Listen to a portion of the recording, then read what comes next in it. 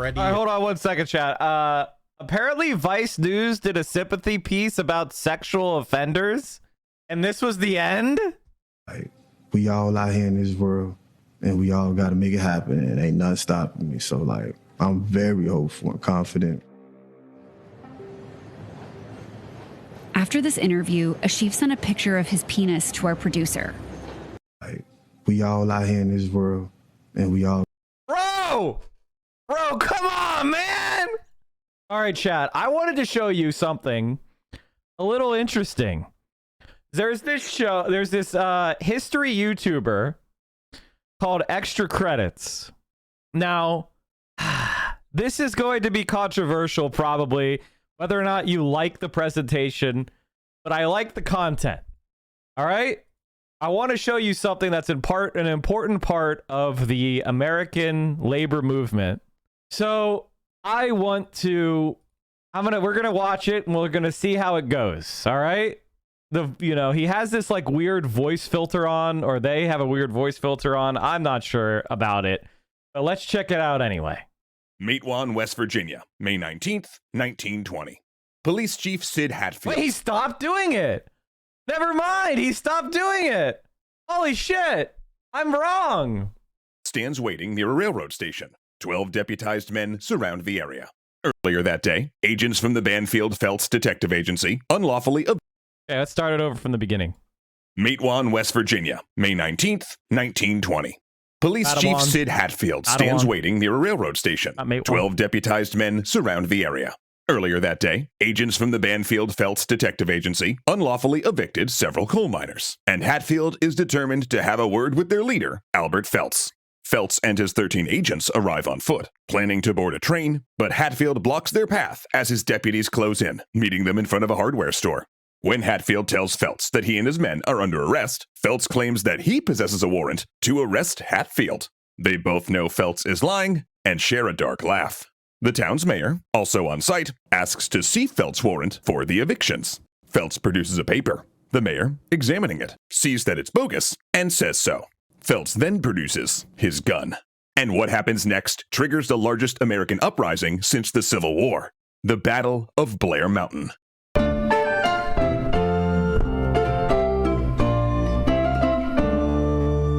Thanks so much to HelloFresh for continuing to help us bring history to the table.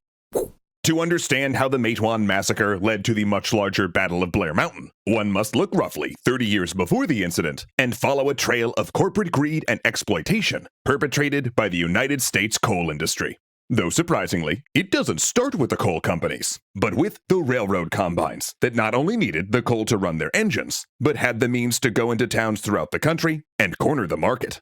Now, commercial coal mining started in the U.S. as early as 1701. And by the 1880s, many who needed to subsidize their household income, from local white farmers to European immigrants to African Americans, had settled near the West Virginia coal mines. But in the 1890s, well-heeled developers financed by the railroad companies showed up in Mingo County, where Matewan was located, looking to buy up as much land as possible.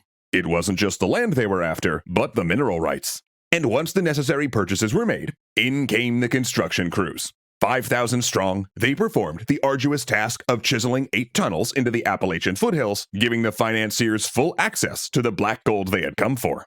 Of course, in order to run a successful mining operation, the company had to lay down miles of railroad line and build roughly 60 bridges to transport the coal out, though despite the cost, it would prove to be a worthwhile investment. That's because the coal companies, already benefiting from American industrialization, would see even greater gains during World War I. Even before joining the war, the U.S. exported coal to its European allies. But when the war ended, so did that increased demand. And when companies like Stone Mountain Coal Camp saw a loss in profits, their first move was to squeeze their workers. Stuck in the middle of this ebb and flow were the coal miners themselves. In their haste to put food on the table for their families, they collectively put themselves in a situation that made them practically indentured servants. This is how it worked. Once you signed on to join a mining outfit, you were provided with appropriate clothes, supplies, and even housing for you and your family. Sounds like a great deal, right? Except for the fact your supplies were leased from the company, and a fee for them came out of your pay. Also, the company store that you and your family bought provisions from, usually the only store in town, would often charge whatever they wanted. And worse still, instead of money, mining companies would issue scrip instead of actual pay that could only be spent in the company's store. And So, you know, kind of like Facebook wanting to start their own coin, their own cryptocurrency, or, you know, Amazon paying their workers in Amazon gift cards, you know, just something like that. keep in mind, coal mining itself is neither the easiest nor the safest job one could have. You're literally working in a cave, deep underground, chipping away at veins of coal. And if someone gets careless with one of the lamps, a single spark could ignite the ambient dust, causing the entire mine to explode. In fact, one such incident killed 362 miners in Monongah, West Virginia in 1907, a mere 13 years before the events we're covering today. Now you'd think that because this dangerous work was essential to the economy, someone would actually advocate for these working class men. Perhaps someone at the federal, state, or heck, even local levels. But in most cases, you'd be wrong. Even in West Virginia, Governor John J. Cornwell, who had only one office in 1916 due to coal miner support, seemed reluctant to run afoul of the mining companies. In fact, when 5,000 angry miners rose up in nearby Logan County, he called the White House and requested federal troops to put down the uprising.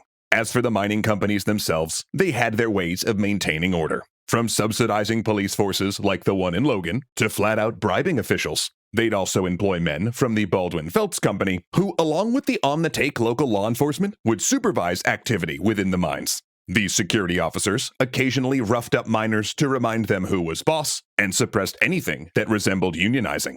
Despite the mining company's use of threats and hired goons, representatives from the United Mine Workers of America showed up anyway, though they didn't exactly walk into town announcing themselves, for that would have prompted a quick and, more often than not, violent response from the Baldwin-Felts agents. Instead, they'd usually sneak into town, pretending to be a salesman of some sort, quietly engaging miners on the sly until someone either listened to them, or they were found out and escorted out of town, or chased out, or beaten and told to leave. The Union leaders from the UMW realized that if the prosperous mines of West Virginia's southern border remained non-union, the situation would have an adverse effect on the Union's collective bargaining power in that region. But unionizing was a tough sell for most of the miners of Matewan. Many had been taught to distrust unions, either from company-produced literature or company-friendly preachers, which tended to claim all labor unions and company-friendly preachers, chat. Look at the level of exploitation that capitalists will, if allowed, engage in. They will not pay you money. They will make you indentured servants. They will allow you to die in horrible, unsafe mine explosions. They will corrupt every aspect of government. They will corrupt religion, all to serve the profit of the capitalists. There is no limit to their corruption. And this is inherent to capitalism.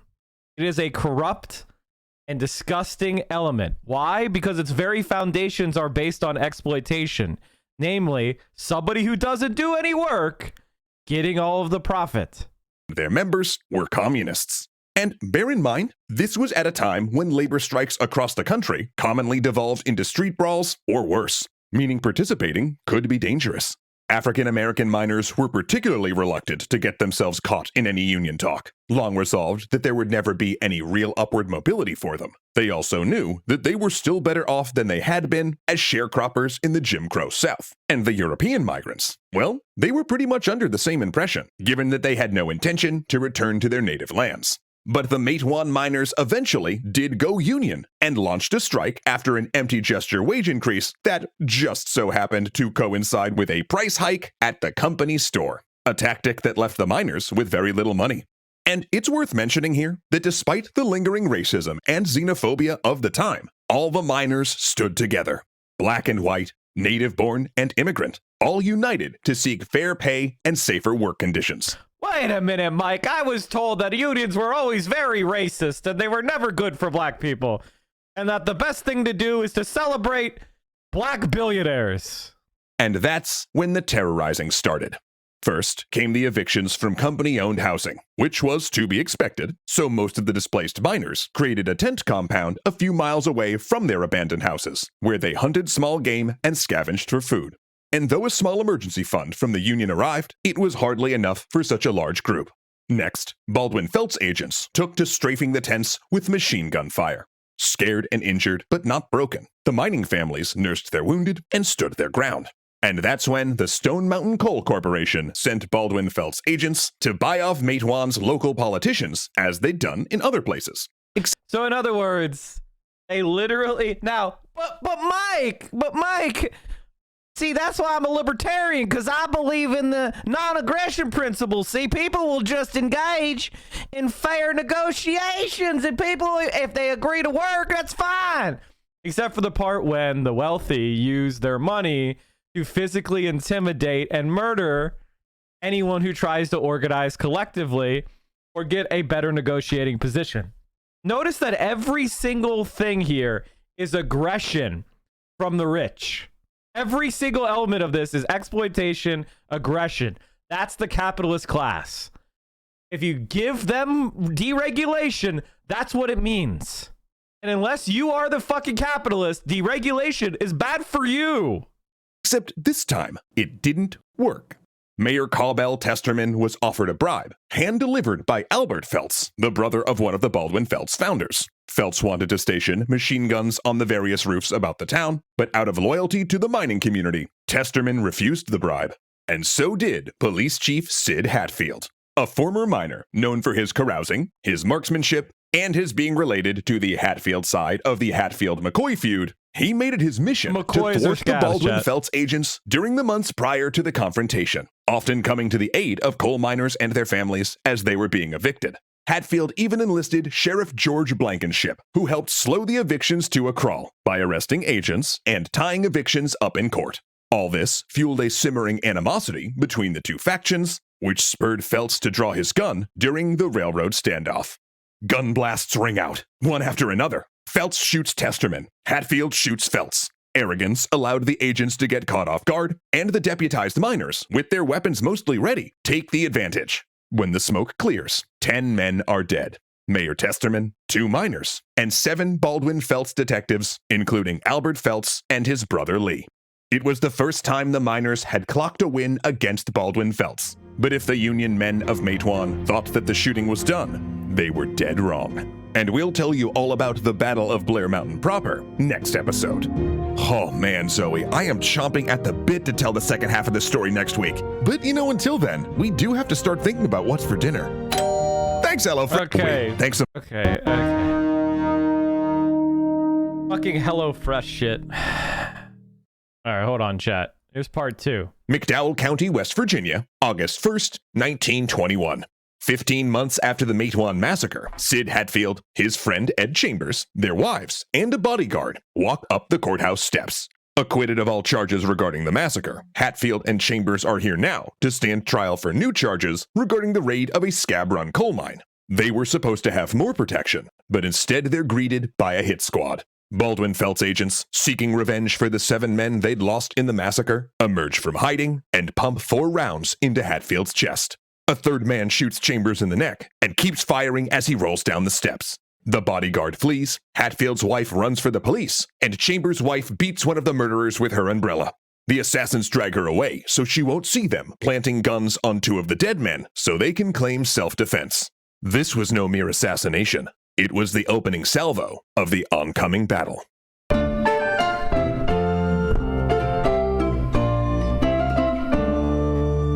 Thanks so much to Nebula for being in our opinion. So they literally assassinated someone on the courthouse steps. That's what the capitalists do. That's America. The best dang streaming service around. More on that, and how you can watch your first video free after the episode.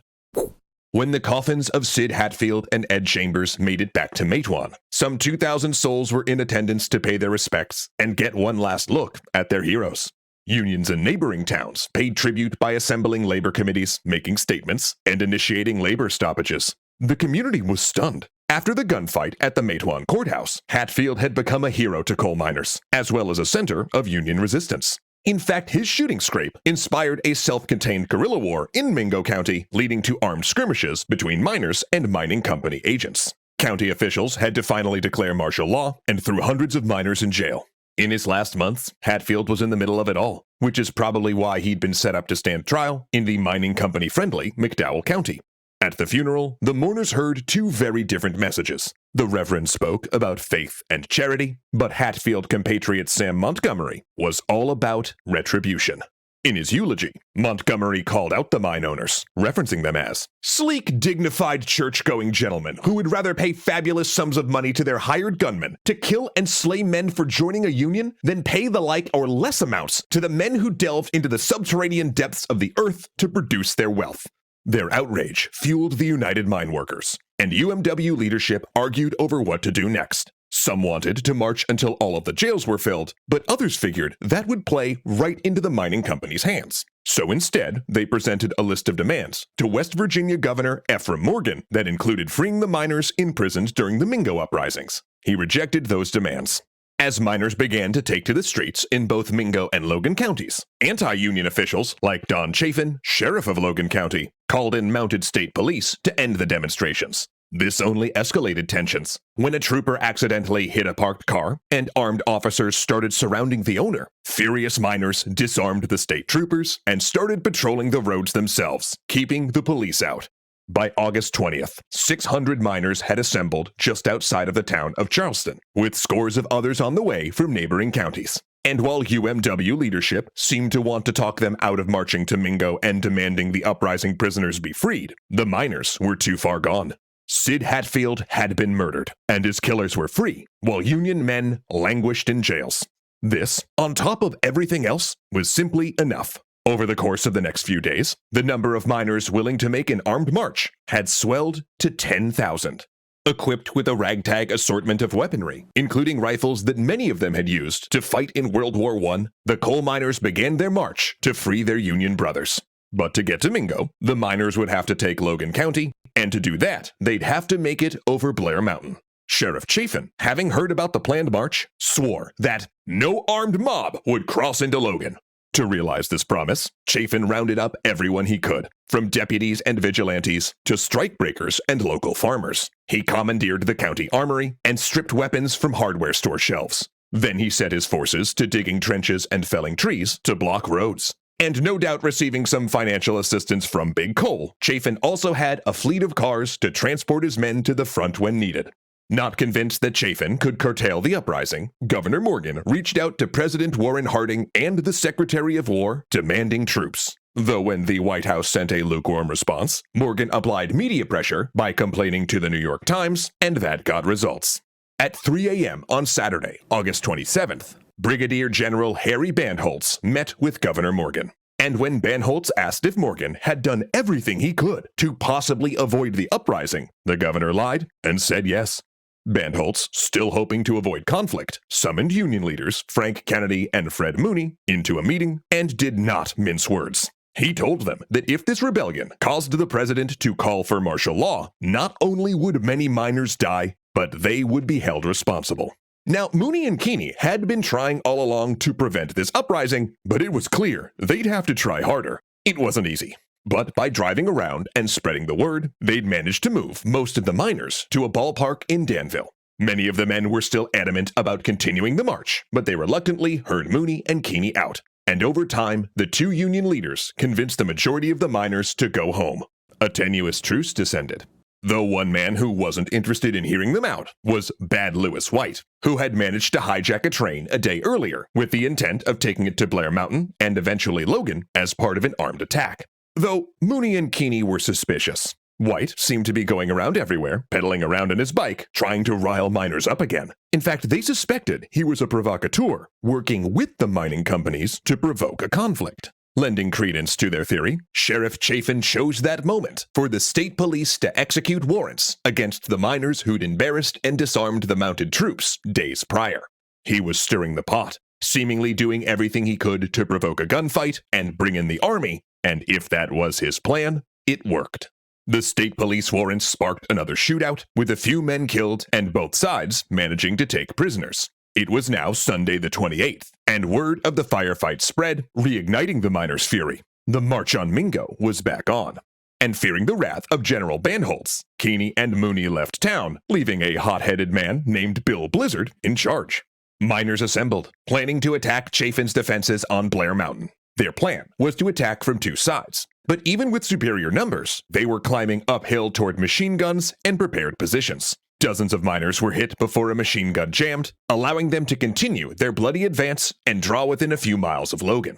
In response, Chafin sent 3 rented biplanes to drop bombs on unsuspecting miners and, by some accounts, poisoned gas left over from the war. These aerial attacks managed to miss the mark, and no miners were killed or injured. But Chafin's forces did keep them out of Logan. On September 1st, with sporadic firefights still going on, Bandholz returned, promising amnesty to any miner that would halt their actions and go home. But with trust totally broken down by this point, the miners did not comply, so Bandholz ordered the troops in. But the army's arrival brokered a ceasefire.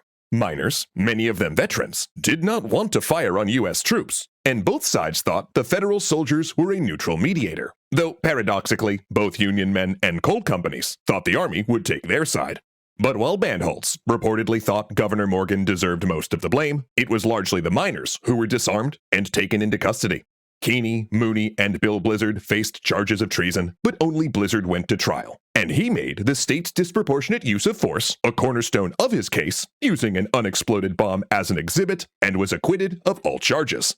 But thanks to bad press and the mining company's manipulation of public perception, many labor unions, especially the UMW, were left weakened at every level. Their membership would plummet, and their credibility wouldn't be restored until the 1940s. Though it's over a century later, the need for unions and the struggle between miners and coal companies continues. In fact, recently, a rash of black lung disease linked to silica dust in the mines has struck Coal County, and across Appalachia, there are questions as to why employers have done little to protect their workers, and why decades of presidential administrations of both parties have failed to draft new regulations. So even though the Battle of Blair Mountain is over, it's clear that the struggle for workers' rights continues. And if you, like me, find yourself struggling with transitional ad reads after serious, important historical topics, then look no further than our streaming service, Nebula. Like, for instance, if you enjoy learning... So, chat, Battle of Blair Mountain was part of a historical moment called the Coal Wars in the U.S., where there were many actual battles fought between coal miners and striking workers and company thugs and paramilitaries and corrupt politicians. And eventually, that led to a tremendous amount of victories. That led to the Roosevelt administration, massive unionization, huge increases in wages, creation of the National Labor Relations Board, creation of OSHA, and many other programs that became the cornerstone of a union way of life that led to the, Haleycon 50s that everybody always talks about, where there was tremendous economic growth from the bottom up. It was led by organized labor. It was led by a clear growth of the labor union movement and organized labor throughout the country. And it wasn't until basically 1980 that it was decisively reversed. Mike, have you seen this Fetterman ad? Borders overflow and prisoners free while borders overflow. Soon may the Fetterman come to bring us radical socialism. One day when the nation is done, we'll wish we'd told him no. Soon may the Fetterman come to bring us radical socialism. One day when the nation is done, we'll wish we'd told him no. Can you sing a sea shanty about radical socialism being bad? Prisoners free while borders overflow. Soon may the Fetterman come to bring us radical socialism. One day when the nation is done, we'll wish we'd told him no. Soon may the Fetterman come to bring us radical socialism. One day when the nation is done, we'll wish we'd told him no. Look at this bass plays as well. Look to the West Virginia Mine Wars Museum. Ooh. Damn, that's based. Damn, that's based. Fucking hell, man. Sea shanties, of course, being a language of the working class. Having it, I mean, God, honest to God, chat, what do you even say? What do you even say? We at Chevron believe that nothing is more precious than life, and that the most precious life of all is the dead kind. that has been compressed for hundreds of millions of years under massive rocks until it magically becomes oil. Oil that we can refine and sell as gasoline, so a cool-ass tank can crush a clay hut. Or an airplane can take a businessman 3,000 miles to have dinner with someone, or whatever. All the while releasing greenhouse gases that are transforming the planet right this second into a hellish George Miller film. Because at the end of the day, we at Chevron straight up don't give a single fuck about you, your weird children, or your stupid ratty-ass dog. And we have billions and billions of dollars to pay for this commercial time, this cheesy footage, and this bullshit music. All so that you will be lulled into a catatonic state that makes you forget one singular fact. Chevron is actively murdering you every day. See, the human brain can only deal with so many things at once, so these emotionally loaded scenes will always push aside other thoughts like, Chevron is murdering me. It's just how our brains work, you meat puppet who exists only to feed us profits. Chevron. It's hard to even comprehend how little of a fuck we give about you. And this commercial also applies equally to Exxon, BP, Shell, our delinquent lapdog media, and any hack politician who's trading the future of life on this planet for filthy money and oil stocks. Sweaty Point Tour, thank you for continuing the gift sub. Is this the preacher you want 30 seconds?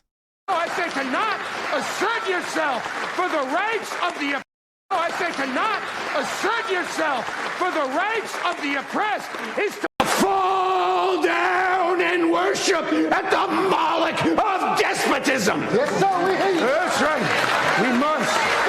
We must join together and form an anti-slavery movement. Black folks, white folks, working together, committed for the violence necessary to end slavery. Yes, sir. No, I know. Not quite the same, preacher, but that's my type of religion right there. That's my type of religion right there. Are you watching the stream unsubbed? You're making income inequality worse. You are doing anti-praxis. We are the only Twitch stream that will not accept scam advertisers, and I will never fuck you over by selling you crap